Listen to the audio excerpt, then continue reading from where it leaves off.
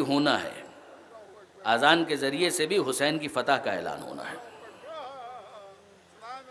یہ وہ جملہ ہے جو سید سجاد نے کہا تھا جب کسی نے پوچھا تھا کہ لمن الفتح، فرزند رسول یہ بتائیے کہ جیتا کون؟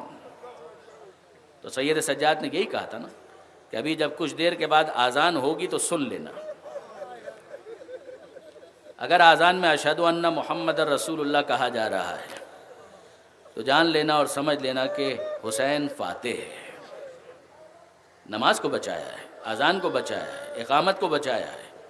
یہ صف ازا حسین کی فتح کا اعلان ہے، وہ نماز جماعت حسین کی فتح کا اعلان ہے، وہ اذان کی آواز وہ فتح حسین کا اعلان ہے۔ بس برادران عزیز، یہ امانت داری کا سلسلہ بہت آگے تک گیا۔ پیغمبر اکرم نے اپنی امانتیں مولا کے سپرد کی، مولا نے اپنی امانتیں حسن کے سپرد کی، حسن نے اپنی امانتیں حسین کے سپرد کی، اور اب حسین کی منزل پر کچھ امانتیں سجاد کے سپرد ہیں اور کچھ امانتیں زینب کے سپرد ہیں۔ یہ امانتوں کی عجیب تقسیم ہے کہ جو حسین مظلوم کربلا کے ذریعے سے ہوئی۔ آپ ذرا اندازہ کیجئے، سید سجاد کے پاس امامت بطور امانت پہنچی ہے، مگر خود سجاد بطور امانت زینب تک پہنچے ہیں، سکینہ بطور امانت زینب تک پہنچی ہیں۔ اور اب وہ وقت، آپ اندازہ کیجئے برادران عزیز کہ کیا گزری ہوگی سید سجاد کے دل پر۔ میں آپ سے گزارش کروں گا کہ بس کچھ دیر اور تحمل کیجئے گا تاکہ یہ مصائب کچھ تو بیان ہو سکیں۔ ہم سب ماتم کے لیے آئے ہیں اور پورے جلوس کے راستے میں ہمیں ماتم ہی کرنا ہے، یا حسین کرنا ہے، یا عباس کرنا ہے، اور آج کچھ زیادہ طاقت کے ساتھ یا زینب بھی کرنا ہے، کچھ زیادہ قوت کے ساتھ یا سکینہ بھی کرنا ہے، ہائے سکینہ ہائے پیاس کا نعرہ بھی بلند کرنا ہے۔ آپ ذرا اندازہ کیجئے برادران عزیز کہ کیا گزری ہوگی جناب زینب اور سید سجاد کے دل پر جب زندان شام میں جناب زینب کو سید سجاد نے نماز شب بیٹھ کر پڑھتے ہوئے دیکھا۔ سید سجاد سوال کرتے ہیں، پھوپھی اماں آپ نے تو شام غریبہ میں بھی نماز شب کھڑے ہو کر پڑھی تھی، یہ آج کیا وقت آ گیا کہ آپ بیٹھ کر نماز شب پڑھ رہی ہیں؟ سجاد علم امامت سے جانتے ہیں، مگر کتنا اچھا کیا کہ یہ سوال پوچھ لیا تاکہ ہمارے لیے واضح ہو جائے۔ اور اب جناب زینب کا جواب کیا ہے؟ شہزادی کہتی ہیں، اے بیٹا سجاد پوچھ کر کیا کرو گے؟ مگر جب سید سجاد کی طرف سے اصرار بڑھا تو اب جناب زینب کہتی ہیں، اے بیٹا سجاد یزید کے پاس سے جو کھانا اور پانی آتا ہے وہ اتنا کم ہوتا ہے کہ بچوں کو بھی پورا نہیں پڑتا۔ بچے میری طرف دیکھتے ہیں، میں اپنے حصے کا کھانا اور پانی بھی بچوں کو دے دیتی ہوں کہ میری سکینہ 2 نوالے اور کھا لے، میرا باقر چند لقمے اور لے لے۔ اور اب بیٹا اتنی ناتوانی آ چکی ہے کہ واجب نماز تو اب بھی میں کھڑے ہو کر پڑھ لیتی ہوں، مگر نماز شب پڑھنے کے لیے اب اٹھنے کی طاقت نہیں ہے۔ کوئی پوچھے سید سجاد سے کہ سجاد کے دل پر کیا گزرے، مگر اے بی بی زینب آپ بھی جانتی ہیں کہ یہ چند نوالوں کی زیادتی سکینہ کو بچا تو نہ سکی۔ وہ وقت آ گیا کہ زندان شام میں سکینہ کی قبر بنائی گئی، اور بس عزیزوں اب اس کے بعد آپ اندازہ کیجئے کہ اتنی بھوک اور اتنی پیاس، یہ بھوک اور پیاس صرف کربلا تک نہیں ہے، راہ کوفہ اور شام میں بھی بھوک اور پیاس کا سامنا ہے، زندان شام میں بھی بھوک اور پیاس کا سامنا ہے۔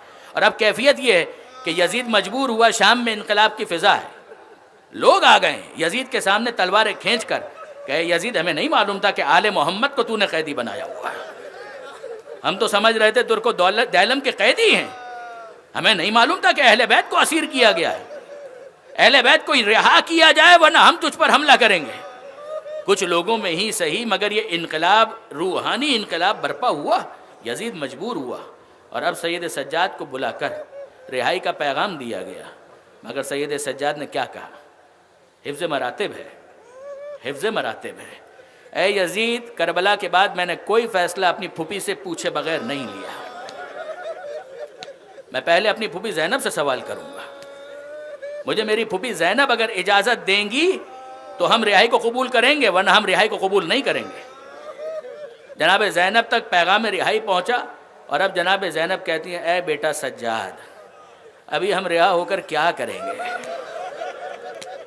ابھی تو ہم جی بھر کر اپنے پیاروں کو رو بھی نہ سکے، آپ اندازہ کیجئے کہ جناب زینب نے غذا کا مطالبہ نہیں کیا ہے، بھوک کے باوجود، پیاس کے باوجود یہ نہیں کہا کہ پہلے ہمارے لیے دسترخوان کا اہتمام کیا جائے۔ جناب زینب بتانا چاہتی ہیں کہ میں پیاسی ہوں، مگر پانی کی اتنی پیاس نہیں ہے جتنی آنسوؤں کی پیاس ہے۔ ہمارے لیے ایک مکان خالی کیا جائے کہ جس میں ہم اپنے عزیزوں کا جی بھر کر ماتم کر سکیں۔ ہمارا دوسرا مطالبہ یہ ہے کہ جو ہمارے تبرکات لوٹ لیے گئے تھے ان تبرکات کو لوٹایا جائے، اور ہمارا تیسرا مطالبہ یہ ہے کہ ہمارے شہداء کے کٹے ہوئے سر ہمیں واپس کیے جائیں۔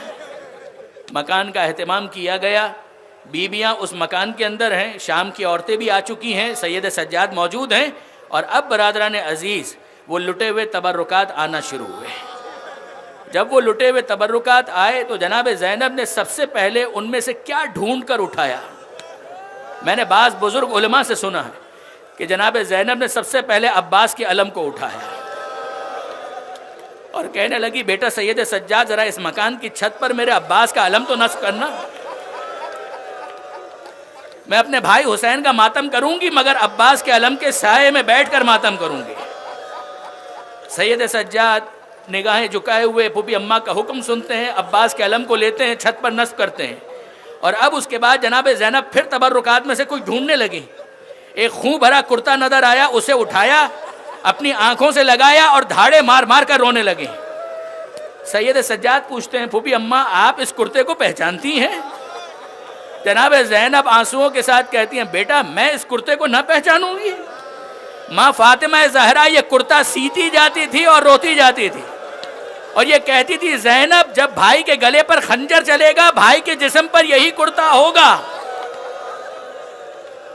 یہ امانتیں ہیں جو زینب تک پہنچی ہیں، اور اب اس کے بعد کٹے ہوئے سر آنا شروع ہوئے، اور ہر بی بی کی آغوش میں اپنے وارث کا سر ہے، لیلا کی آغوش میں اکبر کا سر ہے، اور لیلا ماتم کر رہی ہے واہ اکبرا۔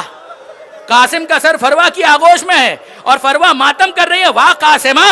عباس کا سر ام کلثوم کی آغوش میں ہے، بی بی ماتم کر رہی ہے واہ عباسا۔ حسین کا سر زینب کی آغوش میں ہے اور زینب ماتم کر رہی ہے واہ حسینہ۔ مگر شام کی عورتیں دیکھتی ہیں کہ دو ننھے ننھے سر ایسے ہیں کہ جن کا کوئی ماتم نہیں کر رہا۔ بس آپ کی صدائیں بلند ہو گئی عزیزوں، اللہ ان آوازوں پر اپنی رحمت نازل کرے، اجرکم علی اللہ۔ ان دو ننھے ننھے سروں کے بارے میں شام کی عورتیں سوال کرتی ہیں اے بیبیوں کیا ان بچوں کی ماں زندہ نہیں ہے؟ جناب زینب کو جلال آیا، کہنے لگی اے بیبیوں یہ میرے لختے جگر ہیں، یہ میرے اون و محمد ہیں۔ کہا بی بی پھر ان کا ماتم کیوں نہیں کرتی؟ جناب زینب کہتی ہیں ارے ان بچوں کو میں نے حسین پر صدقہ کر دیا، پہلے اپنے ماں جائے کا ماتم کروں گی پھر صدقہ ہونے والے بچوں کا ماتم کروں گی۔ بس عزیزوں چند لمحوں کی اور زحمت ہے، 3 دن یا 8 دن تک اس مکان میں ماتم ہوا، اور پھر اس کے بعد سواریاں تیار ہوئی۔ سید سجاد کہتے ہیں پھوپھی اماں سواریاں آمادہ ہیں، چلیے اب وطن کی طرف روانہ ہو۔ جناب زینب باہر آئیں، دیکھا سواریاں تو ہیں، محملیں ہیں، اماریاں ہیں، مگر ریشمی پردے لٹکے ہوئے ہیں۔ جناب زینب واپس مکان میں چلی گئی۔ سید سجاد پوچھتے ہیں پھوپھی اماں کوئی خاص وجہ؟ جناب زینب کہتی ہیں اے بیٹا سجاد اب زینب ریشمی پردوں میں بیٹھنے کے قابل نہیں رہی، ان ریشمی پردوں کو تبدیل کیا جائے، کالے سیاہ پردے لٹکائے جائیں، عزا کا ماحول ہو، اور پھر اس کے بعد زینب سوار ہوں گی۔ سیاہ پردے لٹکائے گئے اور اب جناب زینب سواری پر سوار ہوئی، ساری بیبیاں سوار ہو گئیں اور یہ قافلہ آگے بڑھنا چاہتا ہے، مگر اب جناب زینب کہتی ہیں اے بیٹا سجاد ہم وطن بعد میں جائیں گے، ذرا پہلے زندان سے ہو کر تو چلو،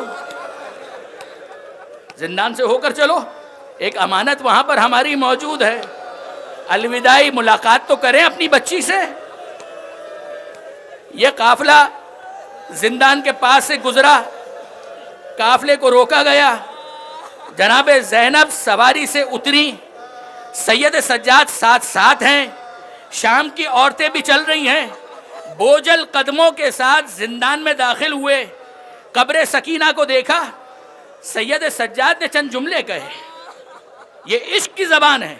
سید سجاد کہتے ہیں اے میری جان سکینہ، اے میری بہن سکینہ، کربلا سے کوفہ، کوفہ سے شام، تجھے بڑی اذیت جھیلنا پڑی، بھائی تجھے گود میں نہ اٹھا سکا. تجھے معلوم ہے نا بھائی مجبور تھا، بھائی کے ہاتھوں میں ہتکڑیاں تھی، بھائی کے پیروں میں بیڑیاں تھی، بھائی تجھے گود میں نہیں اٹھا سکا.